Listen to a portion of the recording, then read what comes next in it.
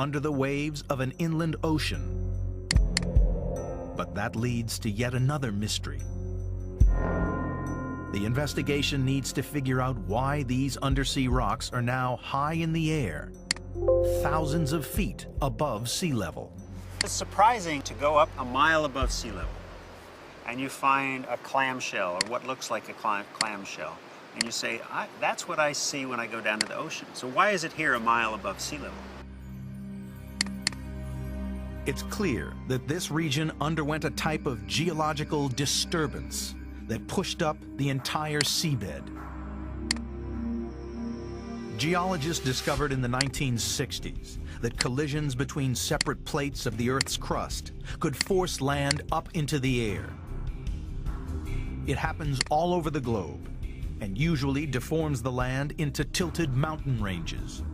But this Arizona uplift was unique.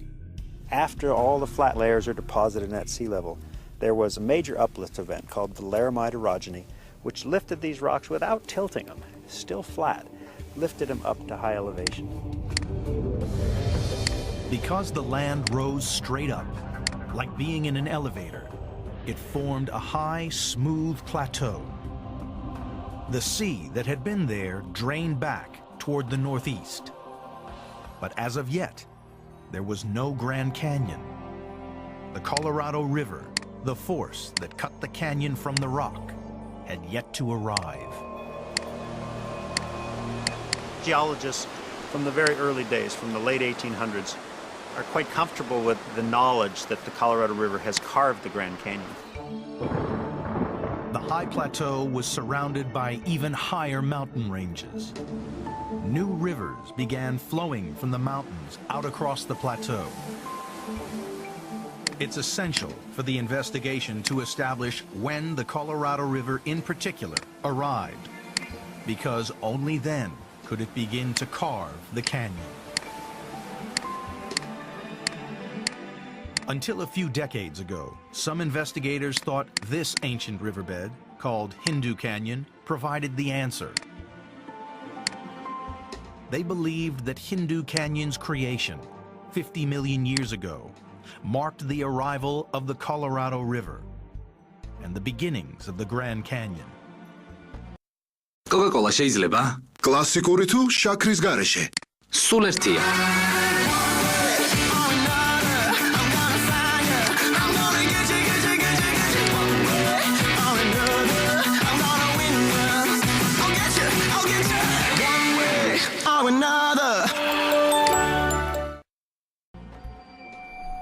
But in 1969, the discovery of these pebbles turned everything that geologists thought they knew about the canyon on its head.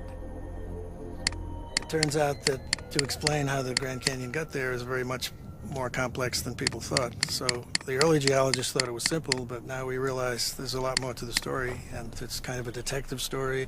You start out with a few clues, and you put the clues together, and then finally you get the satisfaction of saying, well, you know, I figured this out before anybody else did.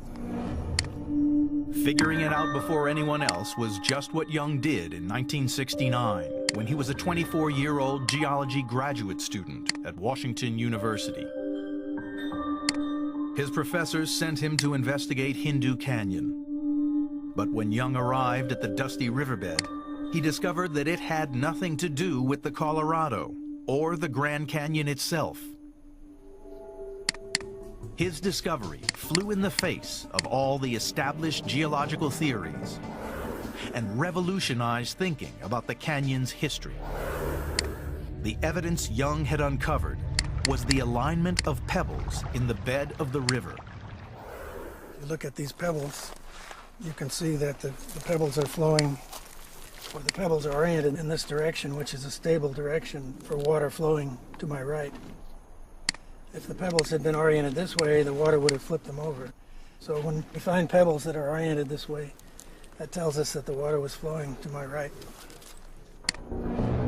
It is a crucial clue. The Colorado River could never have flowed to Young's right.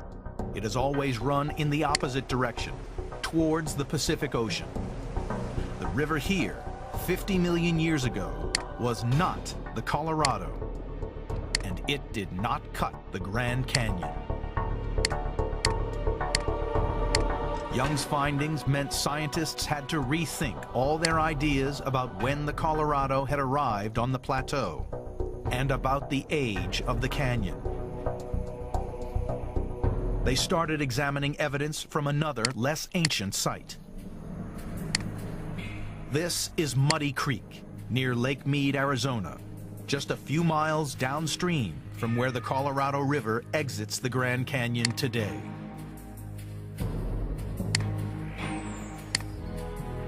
The underlying rocks prove that this was once the site of a vast freshwater lake. The upper part of the Muddy Creek Formation is this nice limestone which formed in a freshwater lake. The water would have been very clean. There would have been lots of plants and animals living in the water, and as they sank to the bottom, the calcium carbonate in their shells would form this limestone, which is typically what forms a limestone rock. The limestone is the calcified remains of the creatures that once lived in this lake. Then, 5.5 million years ago, the animals all disappeared. There were no shells to make fresh limestone. The only explanation is that the animals died 5.5 million years ago because that was the date when the Colorado River arrived here. The river would have been carrying masses of dirt and rock sediment from the fledgling Grand Canyon. The water would have been too muddy and dirty, and limestone does not form in dirty, silty, muddy water. It's just incompatible. The animals and plants that live in such a lake can't exist if there's a lot of silt and mud in the water. So, the muddy death of the lake gave geologists a confirmed date for when the Colorado arrived in Arizona and commenced its excavations. The Grand Canyon was born a mere 5.5 million years ago. The investigation has reached a significant milestone. It has discovered the age of the canyon. The angles at which pebbles lie in ancient riverbeds reveal that the Grand Canyon is far younger than geologists had previously ever suspected. The limestone discovered at Muddy Creek reveals the date that the Colorado River arrived on the plateau and the true age of the canyon, 5.5 million years old. Now geologists had a new mystery to solve, discovering why the Colorado River took the path it did some 5.5 million years ago, and why it carved a canyon of such remarkable dimensions. The investigation into the history of the Grand Canyon has uncovered a 1.7 billion year old landscape that has evolved from ancient mountains through to the Colorado Plateau. 5.5 million years ago, the Colorado River began carving out the Grand Canyon from this plateau. The question scientists now had to answer was what happened at that time to cause the river to dig deep and carve out the canyon. It is a debate that has been going on for more than a century and which continues today.